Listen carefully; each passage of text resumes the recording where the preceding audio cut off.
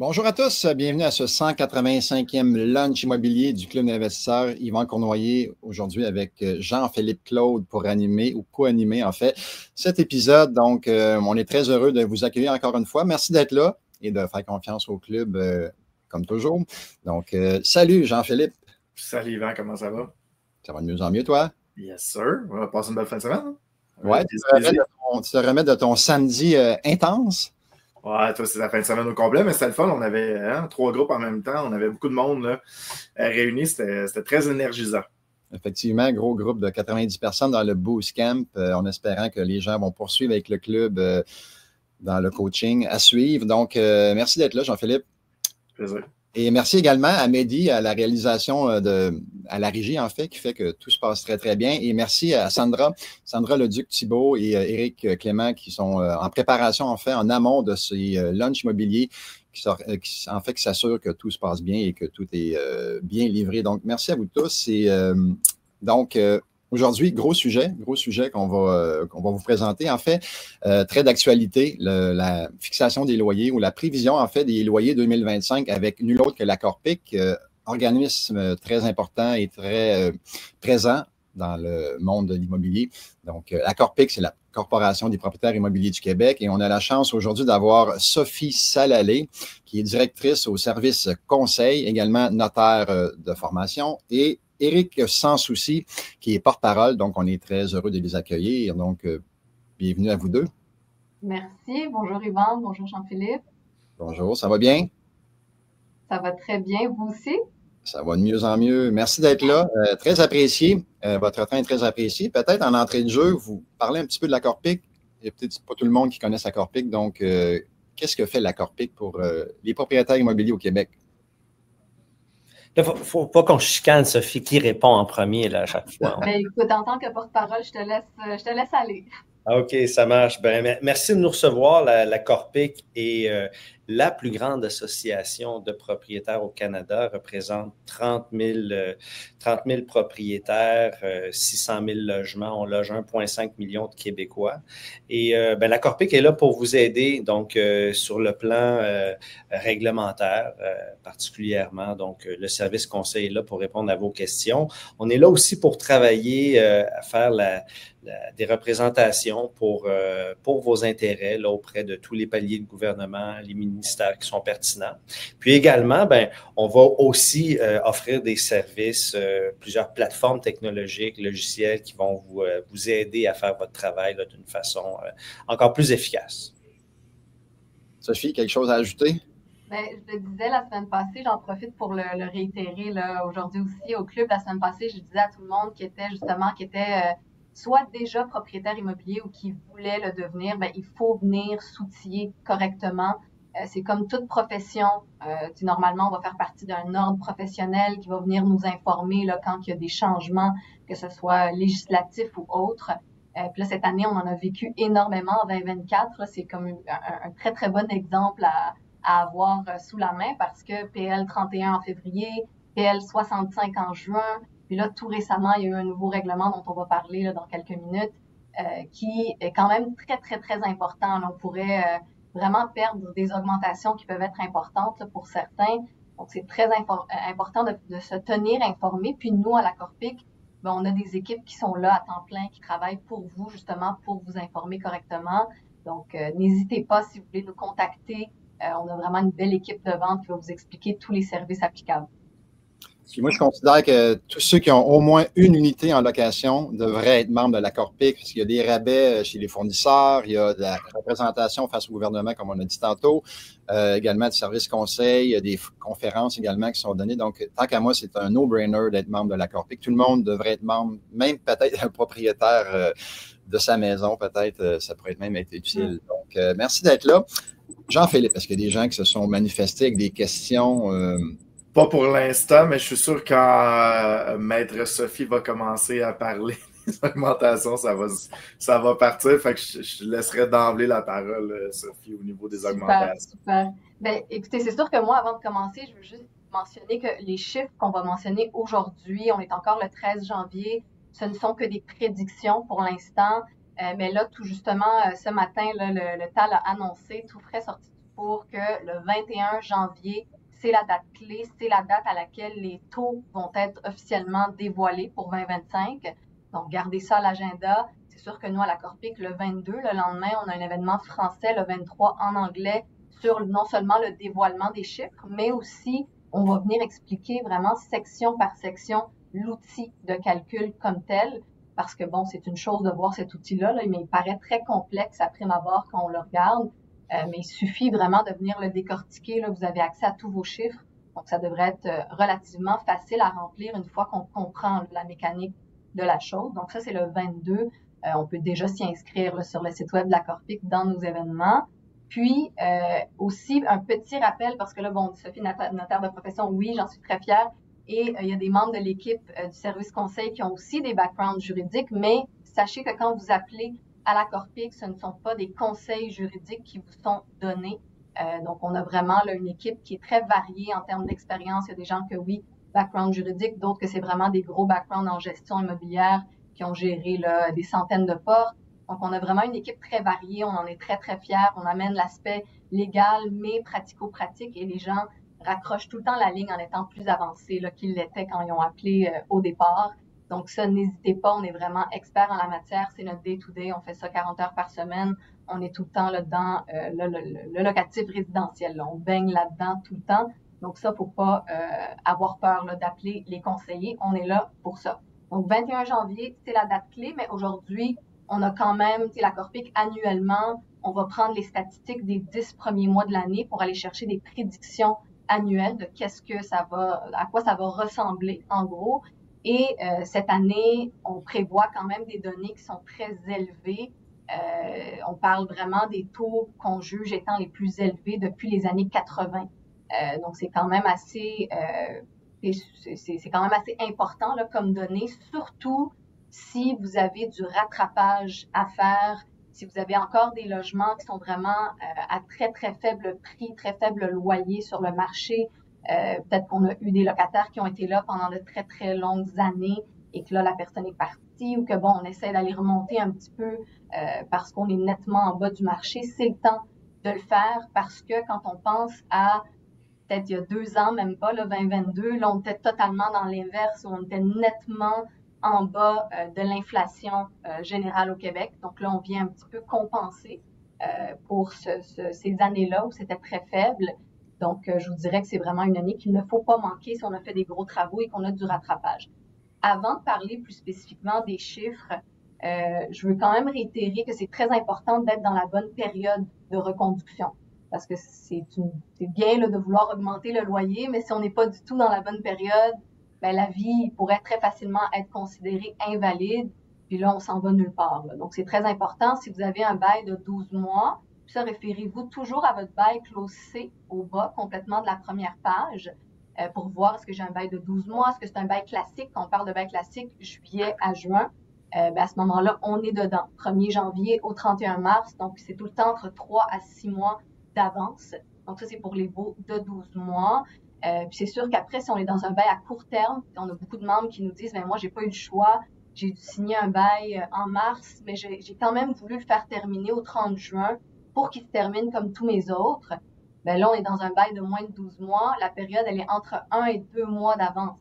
Donc, dans mon exemple, ce serait le mois de mai là, qui va être le délai. Si j'envoie ça au mois de janvier, ben mon avis, il est pas bon. Et je pourrais me faire complètement dire au TAL, ben ça marche pas, ton avis, on te revire de bord complètement, t'étais même pas dans la bonne période de l'année. Donc, bonne période, c'est très important, c'est numéro 1. Puis, à l'endos de vos baux, c'est un truc qu'on donne tout le temps. Là, vous avez un beau tableau qui vous résume le tout là, en termes de délai. Donc, assurez-vous d'être dans les bons délais.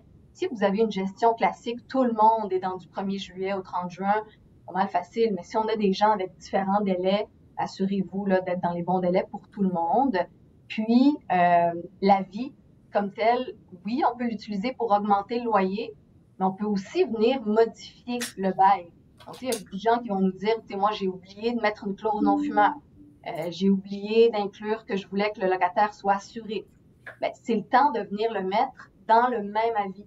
Très, très, très important de ne pas venir séparer vos avis parce que à ce moment-là, c'est le premier avis qui est reçu, qui est le seul qui est bon. Donc, c'est très important là, de venir tout mettre les modifications.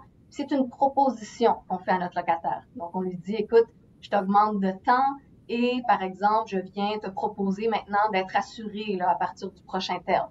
Si le locataire il me dit oui, le tour est joué, ou s'il me répond pas après un mois, le tour est joué, mais s'il me répond que lui, il accepte mon augmentation, mais il accepte pas la condition d'assurance, par exemple, ben, je vais devoir soit négocier avec lui, on encourage beaucoup la négociation, mais sinon, je vais devoir aussi aller au TAL pour faire fixer, demander à ce que mon bail soit modifié là, avec mes nouvelles demandes.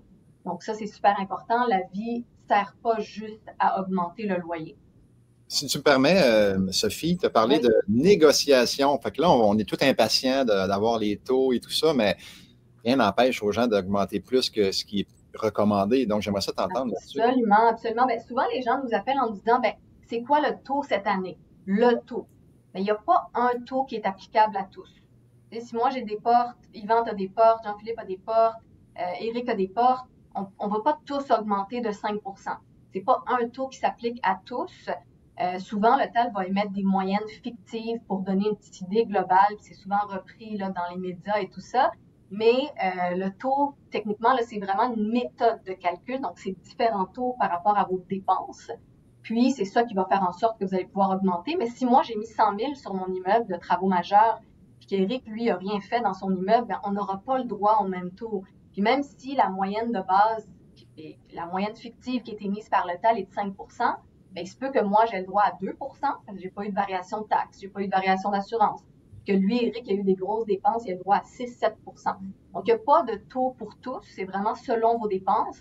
Et c'est très bien là, que tu abordes la question de la négociation parce que oui, j'aurais quand même le droit de venir dire, ben moi, je t'augmente de 7 %. Je n'ai pas fait de calcul, quoi que ce soit, voici 7 %. Si mon locataire il accepte, ben c'est parfaitement légal, il n'y en a pas de problème. C'est juste que s'il conteste, qu'on n'arrive pas à négocier un taux qui est satisfaisant pour les deux parties, ben c'est là que le propriétaire va avoir un mois de délai à partir du refus pour ouvrir une demande au TAL. Puis en passant, ne cherchez pas le mot fixation là, dans les demandes au TAL, ça n'existe pas. C'est vraiment une demande de modification du bail. Ben là, à ce moment-là, j'ouvre la demande, puis ils vont fixer selon la méthode de calcul. Donc, nous, on dit tout le temps à nos membres, faire le calcul d'avance, c'est de vous donner du pouvoir de négociation. Parce que vous savez à quoi vous attendre devant un juge au TAL. Tu sais, si moi, je fais le calcul, le nombre de personnes qui nous ont appelés pour nous dire, ben, le TAL a dit en moyenne 4 %, moi, je vais les augmenter de 4 %. Attendez, là, vous me dites que vous avez fait une toiture, vous avez fait une façade, des drains. Si on le fait rapidement dans l'outil, vous aurez facilement le droit à 6 ou 7. Après ça, si vous voulez augmenter de moins que 6 ou 7, vous avez le droit. Mais ça vient vous donner un pouvoir de négociation de dire, si mon locataire, il conteste, ben moi, je suis capable de dire, hey, j'ai fait le calcul, puis en réalité, c'est 6 % que j'ai le droit. Je te fais déjà quasiment une faveur en te donnant 4. Donc, ça vous donne à vous le pouvoir de dire, ben moi, j'ai beaucoup de rattrapage à faire, je vais aller chercher le maximum de ce que je peux aller chercher, ou je suis déjà au niveau du marché, j'ai des bons locataires qui me payent bien à tous les mois, ça se passe bien, je vais y aller avec un taux qui est plus bas. Oui, Éric? Je compléterais quand même là, en rappelant le contexte exceptionnel dans lequel on est. Quand vient le temps de parler d'augmentation de loyer, c'est important. C'est une responsabilité qu'on a comme propriétaire d'augmenter nos revenus d'une façon équilibrée là, pour faire une bonne détention et un bon entretien de nos immeubles. Mais on est dans un contexte particulier. Je suis moi-même, ça fait 2 ans que je suis porte-parole de la Corpic, ça fait une vingtaine d'années que je suis propriétaire. Et cette année, là, avec des logements chauffés électriques, quand je considère mes augmentations de taxes, ça va facilement commencer entre 6 et 7 % plus l'entretien et travaux majeurs. Donc, pour la première fois de cette année, suivant l'an dernier, où est-ce que c'était quand même plus important que ce que ça avait été, je me suis retrouvé en fixation de loyer pour la première fois en 20 ans. Je vais éviter ça.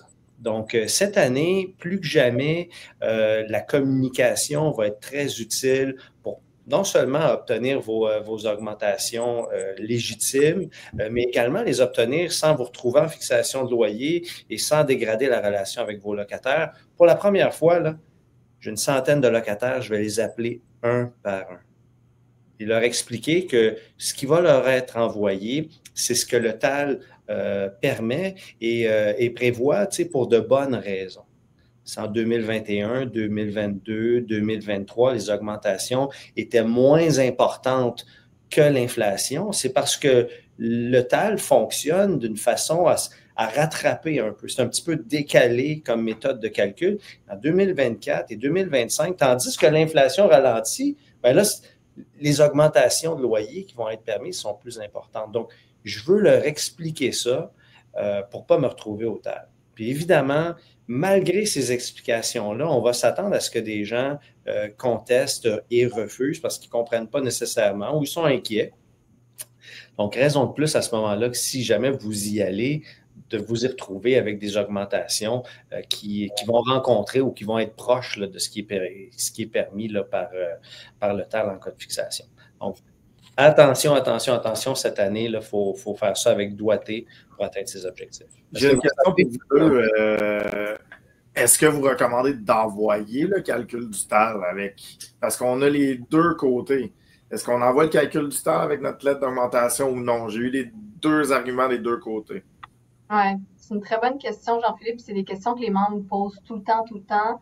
C'est pas une obligation légale, ça, sachez-le. On n'est jamais obligé d'envoyer le petit calcul. Puis moi, je dis tout le temps, ça dépend un peu de notre relation avec nos locataires. Dans le sens que si on les connaît normalement, on a eu une relation parfois depuis plusieurs années, une relation de confiance aussi qui s'est bâtie. Puis ça, c'est peut-être une opinion un petit peu plus personnelle, dans le sens que ça revient à chacun après là, de gérer comme il veut. Mais moi, personnellement, je ne l'enverrai pas après ma barre. C'est dans le sens où si j'envoie mes avis de reconduction puis que j'ai des acceptations, ben ceux-là n'ont pas besoin de connaître nécessairement le détail. Puis ceux qui me disent, ben moi, je conteste, comment ça, Sophie, je trouve ça haut cette année, qu'est-ce qui se passe? Ben là, je peux discuter avec eux, je peux prendre le temps de dire, ben écoute, variation de taxes a augmenté tant, assurance a augmenté tant. On peut y aller avec une discussion plutôt que d'y aller d'attaque tout de suite avec le calcul. Puis c'est juste aussi que ça crée des attentes après. Les années suivantes, on le sait, les taux du TAL, comme on disait, en 2022, c'était vraiment parmi les taux les plus bas. Puis là, maintenant, on est parmi les taux les plus hauts. Pas, ça va continuer à bouger. Là, on ne sait pas ce que la méthode est vouée à changer l'année prochaine. Peut-être que oui, c'est ce que la ministre avait annoncé, mais on verra. Mais dans le sens que si ça bouge, peut-être que ce ne sera pas nécessairement à votre avantage de le montrer annuellement. Il y a des gens aussi, puis ça, je déteste pas ça comme méthode, là, dans le modèle. Puis sachez que nous, les modèles Corpic sont tous en format Word. Donc, on peut venir, la base légale, elle est là, mais si on veut venir ajouter, si on veut venir enlever, on peut venir le faire. Il y a des gens qui vont venir dire, écoutez, suite à une variation de taxe de 5%, à une augmentation d'assurance de 3%, à des dépenses majeures sur l'immeuble de X, votre loyer va passer à temps, sans donner le calcul comme tel. Après, ta question me mène aussi à la question des frais, si on a besoin d'aller au TAL, parce que ça aussi, ça en fait partie. C'est qu'on se dit, si j'ai pas réussi à négocier, j'ai essayé de discuter avec mon locataire, on n'arrive pas là, à une augmentation qui fait satisfaction pour tous, j'ouvre ma demande au TAL. Là, c'est très important, si je sais que j'ai le droit à ce montant-là, c'est très important de lui envoyer l'outil de calcul, lui proposer de regarder nos chiffres, parce que sur ma demande, je peux demander le remboursement de mes frais.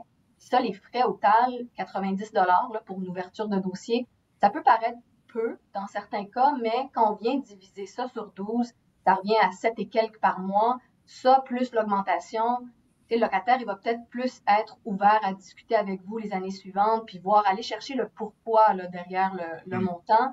Donc, c'est de dire si j'ai le droit à mon montant, ou même que le TAL m'accorde plus, et que j'ai prouvé que j'ai pu montrer mes chiffres à mon locataire, bien, le locataire devrait même avoir à vous rembourser ces frais-là dans la décision finale.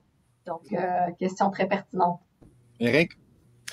Par expérience, je dirais que la plupart des locataires vont comprendre avec une explication générale sans qu'on envoie la grille du TAL. La grille du TAL n'est pas évidente pour la majorité là, des locataires. Donc, ça pourrait être un risque de soulever des questions inutiles qui ne seront pas nécessaires que de l'envoyer. Moi, je préfère l'envoyer en deuxième lieu.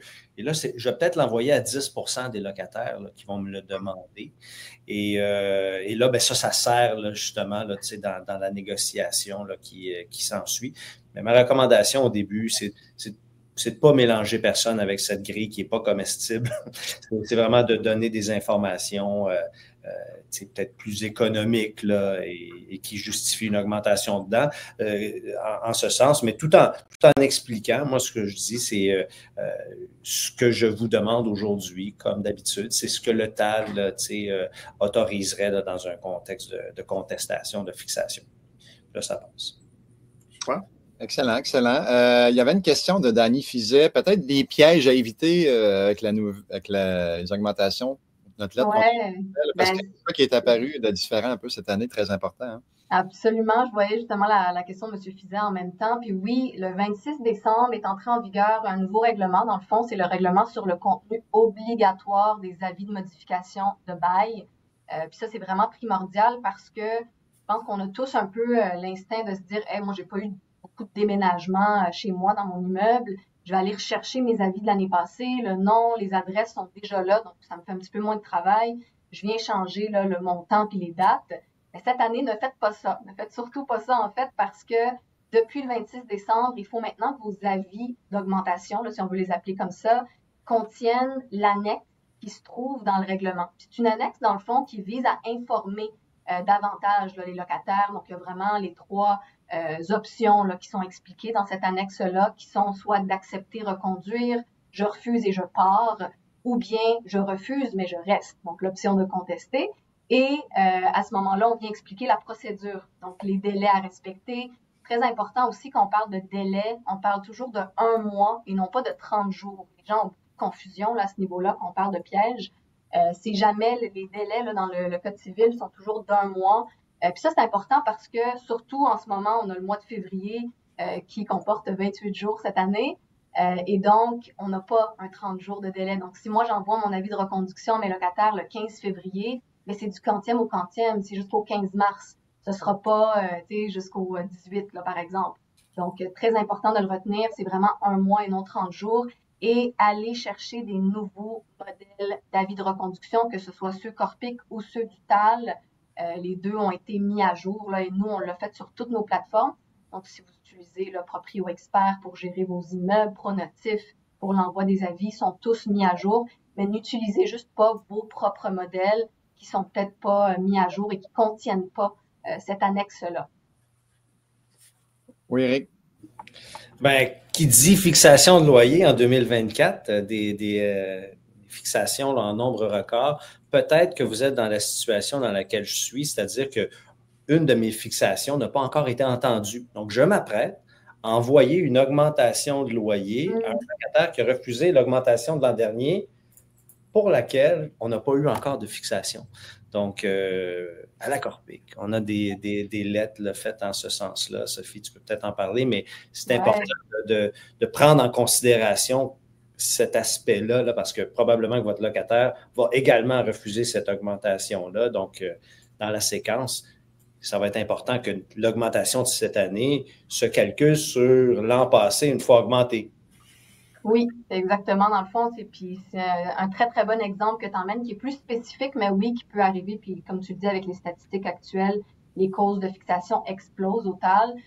Oui, à la Corpic, on a toujours eu un modèle pour ce cas-là. Donc, ça vient montrer aussi que c'est pas un problème qui est récent, là. Les délais pour les causes de fixation ont toujours été très longs. Puis oui, s'il y a des remises, s'il y a des retards, ça peut dépasser facilement le 1 an de délai, là.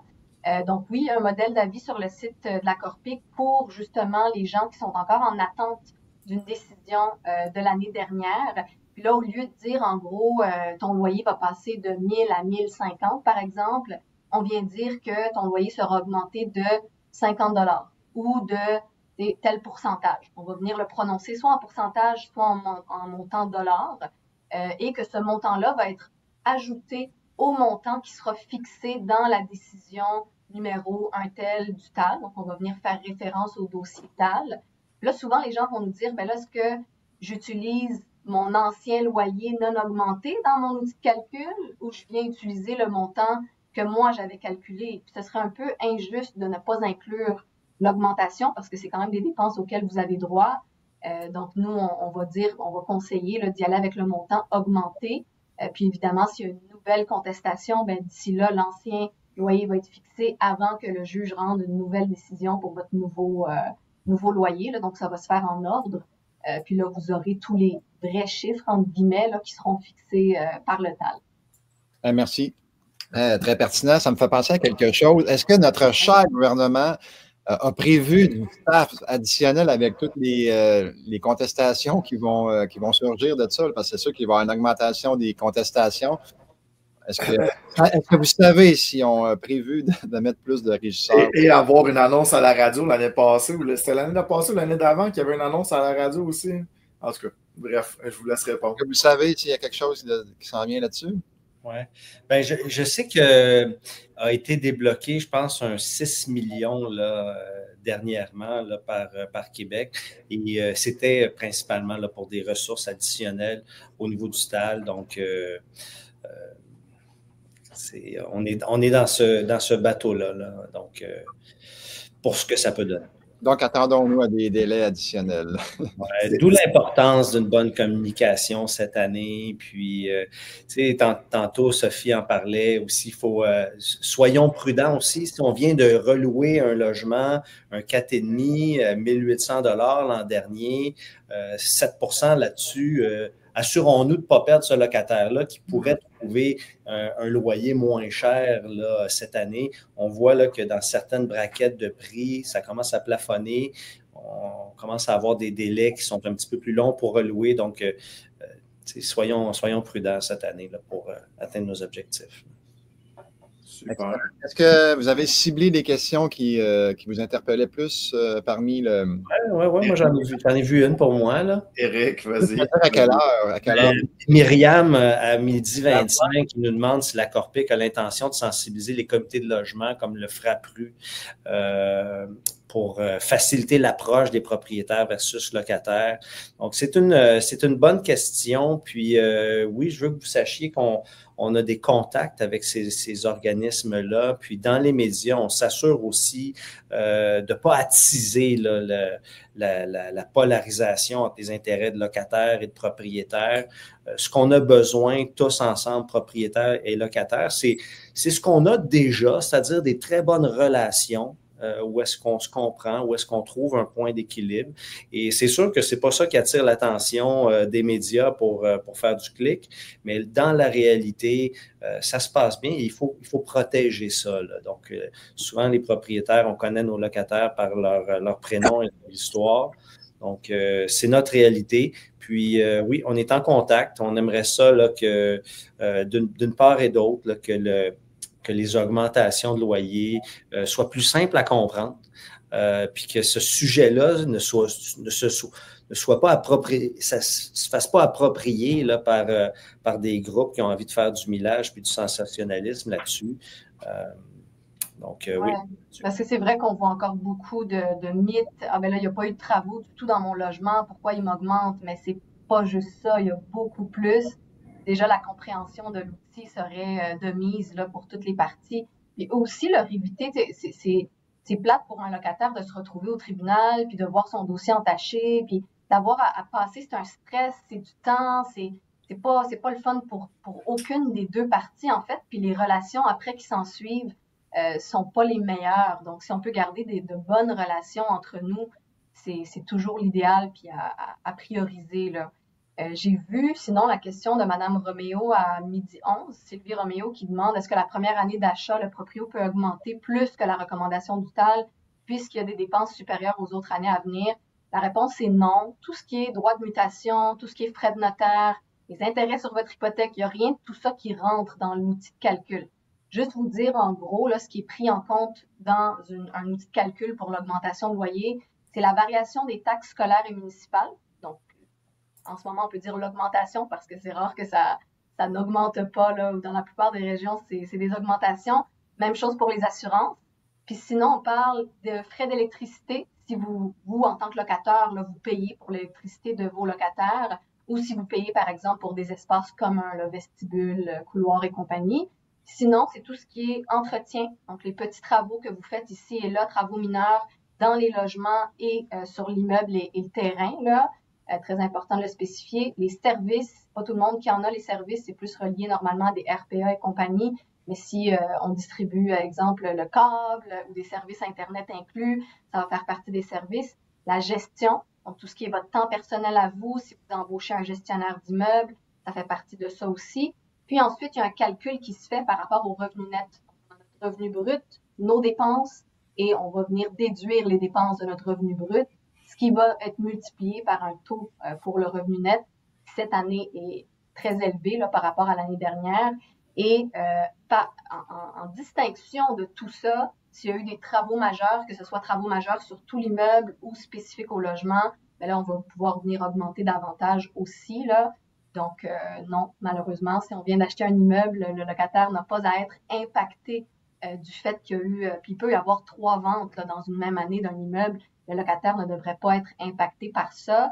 Mais ce qui est important aussi, puis ça m'amène peut-être à répondre à un autre questionnement là, qui est souvent posé par rapport à ça, c'est qu'en tant que nouvel acheteur, profitez du moment où vous êtes encore en amont, où il y a un courtier dans le mix souvent, là, où on est encore chez le bureau de notaire, tout le monde ensemble, pour lui demander copie de ses dépenses, de lui demander copie de ses assurances. Tu sais, les taxes, c'est public, on peut aller les chercher en ligne, pas de problème.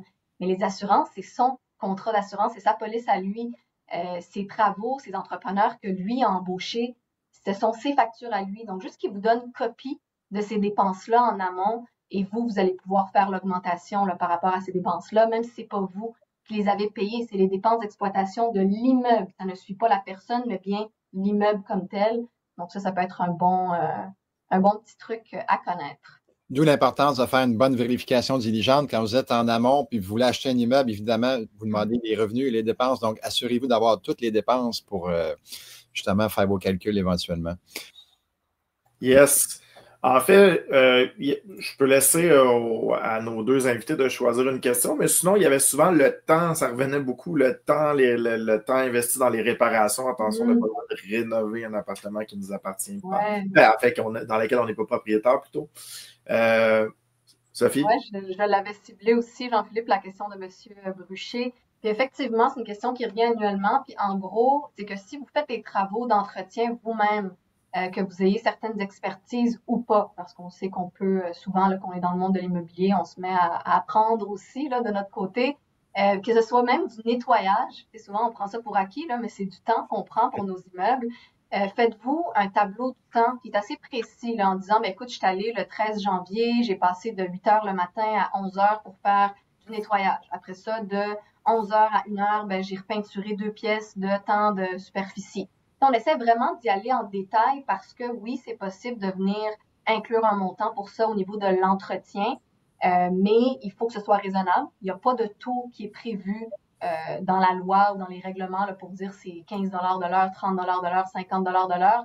Ça varie. On essaie d'y aller de façon raisonnable. Quelqu'un qui a zéro expertise, je ne suis pas peintre de profession, ne pourrait pas venir charger 150 de l'heure. Je vais y aller plus vers du 20 à 30 de l'heure. Là, c'est souvent ça qui est accepté au TAL. Puis, c'est vraiment de détailler, de pouvoir montrer que de façon raisonnable, si ça m'a pris 6 heures peinturer une toute petite pièce, le juge, il risque de venir retrancher aussi là, dans ces montants-là. Donc, c'est d'être le plus raisonnable possible. Mais oui, on a le droit à prime abord de les indiquer.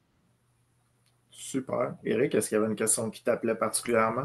Ben, c'était plus des questions techniques là, pour Sophie, dont l'une qui m'a interpellé, puis là, je vais te mettre sur le spot. Je ne sais pas si tu auras la réponse, mais il y avait une des questions suivant, pour les dépenses, là, suivant un dégât d'eau, si c'est assuré ou si ce n'est pas assuré, est-ce qu'on peut l'inclure là, dans les travaux majeurs? Là? Ben, oui et non, dans le sens que si on a reçu justement là, un montant de la part des assurances, disons que j'ai eu un dégât d'eau qui a coûté 50 000 puis que les assurances m'ont donné un 30 000 d'argent, ben c'est sûr qu'à ce moment-là, ce 30 000-là, je ne pourrais pas l'inclure dans mon calcul. On ne peut pas, en bon anglais, double dip au niveau de l'augmentation. On l'a déjà obtenu de la part des assureurs, donc on ne peut pas venir l'ajouter.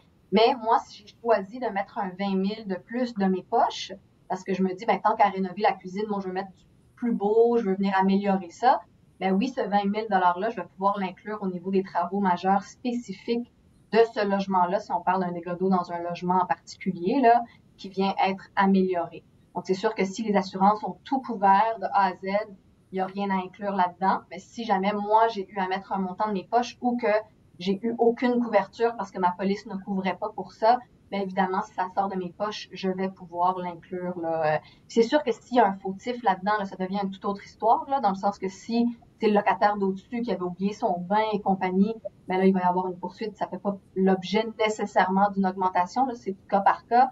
Mais si c'est vraiment un cas de tuyauterie qui a brisé et autres, là, c'est pas mal le principe à suivre. Question subséquente, Sophie. Là, c'est un dommage, une réparation. Est-ce que ça s'applique au logement ou au bâtiment? Ben, c'est une bonne question aussi parce que ça dépend. Ça dépend qu'est-ce qu'il y en est, qu'est-ce qui a été fait comme travaux. Si c'est vraiment un logement en particulier qui a été rénové, qui a été amélioré, ben là, ça va être des travaux majeurs spécifiques à ce logement-là. Mais si on est vraiment dans du mineur, j'ai changé le bol de toilette a été remplacé, mais c'est pas la salle de bain au complet, mais là, c'est plutôt de l'entretien, puis tout le monde est impacté par ces dépenses-là qui sont plus minimes. Parfait, je comprends. Éric, tu avais la main levée, ouais.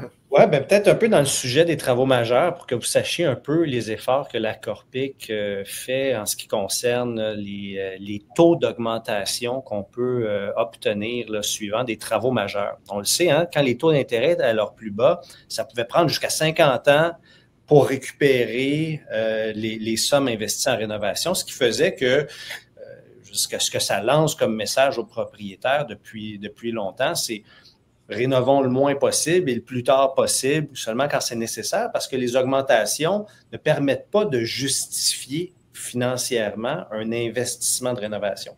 Donc, si vous écoutez quand la ministre de l'Habitation parle en ce moment, elle parle de moderniser, de rénover le logement locatif. On sait ce qui est déjà construit et ce qui est plus abordable. Donc, tout le monde gagne à ce qu'on se mette à rénover. Maintenant, sur le plan réglementaire, on nous dit de rester un peu sur les lignes de côté. Donc, on travaille très fort et on est, je ne vais pas dire optimiste parce qu'il ne faut jamais l'être avec les gouvernements, mais ce qu'on souhaite, c'est d'améliorer là, cette reconnaissance-là à partir de l'an prochain pour que ça devienne intéressant et logique de rénover nos plus vieux bâtiments. Juste pour préciser par rapport à ce que tu dis, Eric, parce que là, le temps a filé, puis on n'a même pas parlé des chiffres comme tels, mais par rapport aux travaux majeurs, ça colle beaucoup à l'année passée, en tout cas en prédiction. Là, on va voir le 21, qu'est-ce qui va en ressortir, mais normalement, on est à point quelques de différence. On parle de 4,7 % en prédiction 2025. Et en passant, l'outil de calcul qui va être émis à partir du 21, c'est vraiment pour les baux qui sont reconduits à partir du 2 avril 2025. Donc, si vous dites, moi, c'est un bail qui est reconduit au 1er mars, bien, vous utilisez encore l'outil de 2024. Là. C'est tout le temps très important d'utiliser l'outil pour sa bonne période de référence. Mais juste vous donner une idée globale, travaux majeurs, on dit 4,7, ça c'est 21 ans d'amortissement environ. C'est le revenu net, en fait, qui augmente de beaucoup. 2024, on était à 3,9 %, alors que là, 2025, on parle en prédiction de 6,8 %. Puis c'est ça qui fait augmenter le plus vos loyers. Donc là, je voyais dans les questions, il y a quelqu'un qui parlait du mazout en négatif. Et oui, mazout et gaz, si vous incluez encore ces sources de chauffage-là pour vos locataires, cette année sont dans le négatif, mais avec un revenu net à 6,8.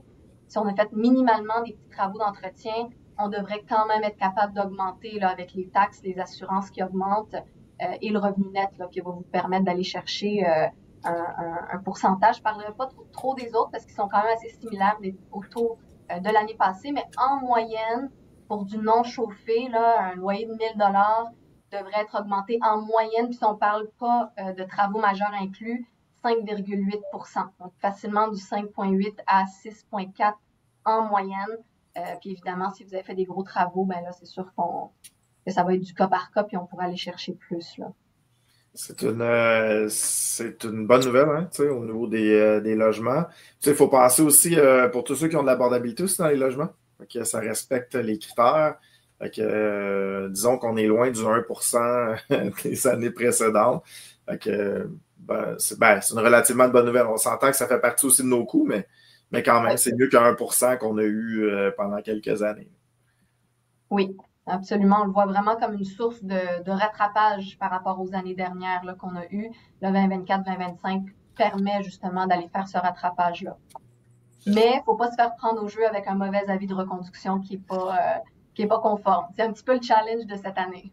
Exact. La communication va être importante. Est-ce que c'est bien communiqué? Je présume que tous vos membres ont reçu un courriel à cet effet-là. Absolument. Un courriel, plusieurs courriels, en fait, infolettres, courriels. Puis c'est le but, justement, de venir être membre de la Corpic et de d'autres associations. Mais je sais que la Corpic, nous, on le fait, donc je ne peux pas me prononcer sur ce que les autres font. Mais nous, je veux dire, on a une équipe complète qui est dédiée à regarder tout ce qui est nouveautés législatives. Puis aussitôt que c'est sorti, tous nos modèles ont été mis à jour, comme je dis, sur toutes nos plateformes anglais, français. Puis il y a des infolettes qui ont été transmises à tous les membres, des courriels spécifiques pour ça, en expliquant, en montrant spécifiquement qu'est-ce qu'il y en est. C'est super, super important parce que si, après ça, votre seule tâche, ça devient de lire vos courriels. Là. Ça, c'est la petite tâche qui vous revient, mais nous, on aura fait tout le travail derrière là, pour vous. Et sur ça, le temps file déjà 1h moins 10. Peut-être un mot de la fin de nos invités. En premier, Sophie, et par la suite, Éric. Oui, bien écoutez, moi, je tiens à vous remercier, à vous deux. Je tiens à remercier tout le monde aussi qui était présent ce midi. Vous prenez du temps, justement, pour bien vous informer. Déjà là, c'est la clé, hein, je pense, du succès dans le monde de l'immobilier. C'est vraiment d'être bien informé. Je pense que s'il y a des choses à retenir, c'est que cette année, ça risque d'être des augmentations assez élevées, mais de venir en profiter si on a du rattrapage à faire, d'utiliser l'avis qui est valide. Puis évidemment, vous n'hésitez pas à vous informer avant de faire quoi que ce soit si vous n'êtes pas certain. Même si c'est parfois juste de se rassurer, un petit coup de fil, les experts sont là justement pour bien vous guider. Puis nous, ça nous fait plaisir, on est là pour ça.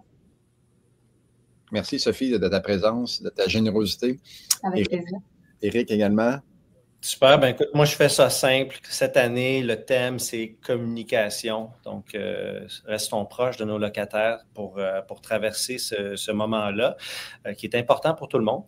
Puis, sinon, à chaque fois là, que je suis au club, la plupart des gens sont déjà membres de la Corpic. Ceux qui ne le sont pas, ça se paye tout seul, c'est pas cher. C'est grâce à vous que le gouvernement nous appelle pour nous consulter quand vient le temps d'ajuster la réglementation. Puis, les services qui sont offerts là, sont uniques, là, sont exceptionnels. Donc, je vous invite à venir nous rejoindre, corpic.com. C'est assez facile.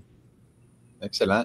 Hey, merci beaucoup de votre présence, votre générosité, toujours pertinent comme d'habitude. Et effectivement, soyez membre de la Corpic parce que plus on est pour être représenté, mieux que c'est.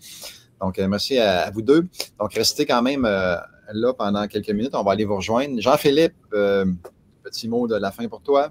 Je ne peux que marteler les mêmes commentaires. Ne pas oublier Corpic, organisme sans but lucratif. Là. Fait que c'est là pour défendre les propriétaires. Fait que on le répète dans les cours de coaching, à partir d'un logement, on y va. C'est martelé. En fait, c'est gagnant-gagnant. C'est gagnant pour les propriétaires, c'est gagnant pour vous. Puis merci encore de partager l'information. Puis Éric, tu l'as dit, communication. J'ai aimé aussi ce que tu as dit sur les logements qui sont chers. On voit une fatigue un peu là, dans les logements très chers. Les logements neufs, surtout, là.